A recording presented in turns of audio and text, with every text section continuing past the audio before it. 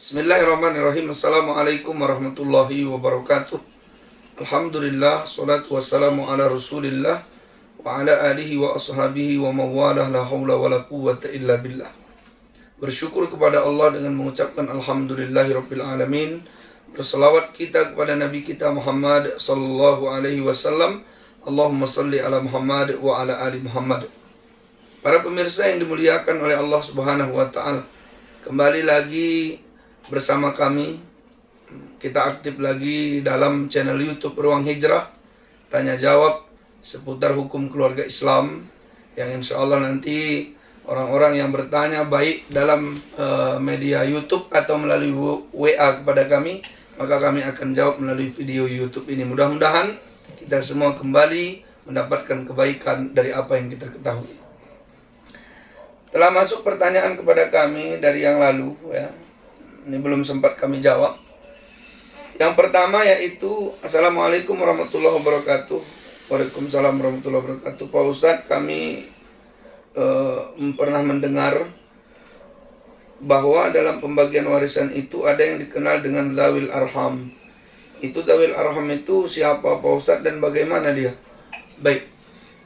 Di dalam pembagian warisan, ada yang kita kenal dengan muwaris, ada yang kita kenal dengan ahli waris, ada yang kita kenal dengan harta yang diwariskan. Muwaris itu adalah pewaris. Seorang yang mati, maka syaratnya harta itu disebut warisan ketika ada yang mati. Kemudian ada harta yang ditinggalkannya, kemudian ada ahli waris yang menerimanya. Maka kemudian kita kenal dengan pembagian warisan atau dalam ilmu faraid. Di dalam pembagian warisan itu, seorang bisa mendapatkan harta warisan karena dua hal. Pertama, nasabiah. Yang kedua, sababiah. Pertama, karena nasab.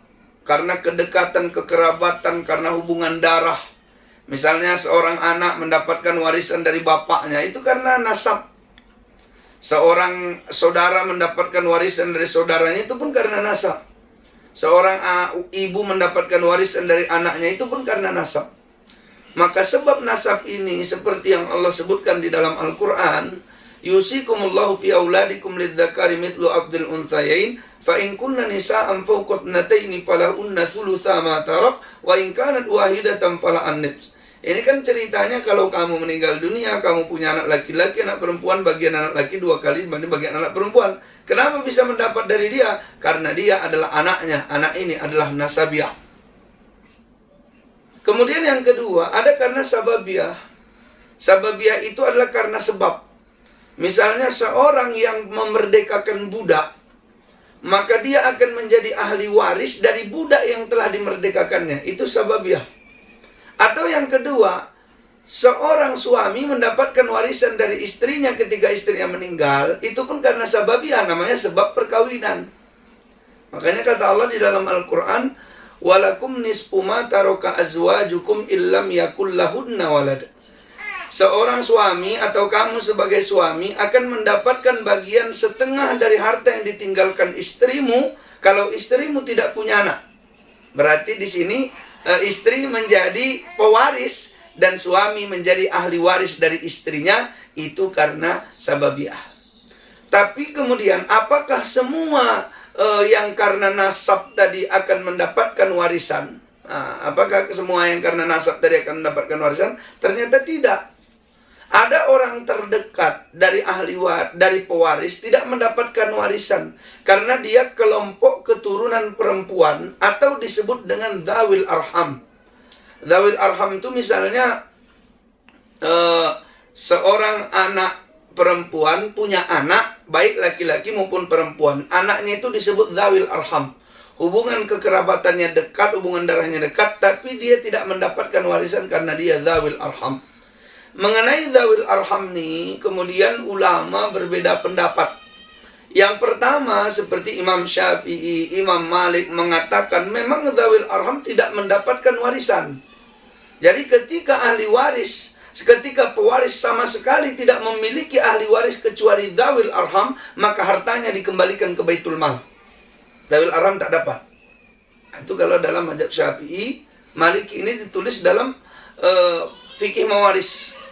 Kemudian Kalau kata Imam Abu Hanifah, Baitul Mal itu kan diperuntukkan untuk kaum muslimin. Maka harta warisan yang dikasih ke Baitul Mal akan digunakan oleh kaum muslimin. Sementara Dzawil Arham lebih dekat kepada pewaris daripada kaum muslimin. Maka kata Imam Abu Hanifah, ketika tidak ada ahli waris yang lain, Dzawil Arham akan menghabiskan harta itu dengan golongan yang paling dekat. Saya ambil contoh begini pemirsa. Ada seorang bapak, seorang ibu. Kemudian pada saat itu dia meninggal dunia. Ketika dia masih hidup, dia punya anak perempuan. Kemudian pada saat itu anak perempuannya punya anak perempuan. Anak perempuannya dapat bagian sebenarnya dari dia, tapi dia meninggal duluan. Maka pada saat itu seorang bapak ini tadi punya cucu perempuan dari anak perempuan. Ketika bapak ini meninggal, rupanya nggak ada ahli waris yang lain. Tidak ada saudaranya, tidak ada anak laki-laki dari saudara laki-lakinya, tidak ada istrinya, tidak ada ibu dan ayahnya misalnya yang meninggal tadi, tidak ada juga pamannya, tidak ada anak pamannya yang laki-laki misalnya. Maka pada saat itu apa yang terjadi? Ahli warisnya tidak ada kecuali anak perempuan dari cucu perempuan. Nah, itu disebut Dzawil Arham. Dalam mazhab Syafi'i, Maliki, seperti yang ditulis dalam fikih mawaris, bahwa seorang Dzawil Arham tidak berhak mendapatkan warisan, maka harta yang tadi akan diberikan kepada Baitul Mal. Cucu perempuan tidak bisa mendapatkan warisan kecuali dia hanya bisa mendapatkan wasiat. Wasiat itu tak boleh lebih dari sepertiga harta warisan. Sementara kata Imam Abu Hanifah, Imam Abu Hanifah mengatakan Dzawil Arham lebih dekat daripada kaum muslimin kepada pewaris. Jadi pewaris tadi kan kakeknya, ini cucunya, lebih dekat dengan dia hubungannya. Maka ketika ahli waris yang lain tidak ada, maka Dzawil Arham akan lebih berhak daripada kaum muslimin. Maka menurut Imam Abu Hanifah, Dzawil Arham kalau seandainya tidak ada ahli waris yang lain, harta tadi diberikan kepada Dzawil Arham. Tapi kalau dalam mazhab Syafi'i Maliki, maka Dzawil Arham tidak akan berhak mendapatkan harta warisan dari karena faktor kekerabatannya dengan pewaris. Jadi itu ya, jelas ya contohnya tadi.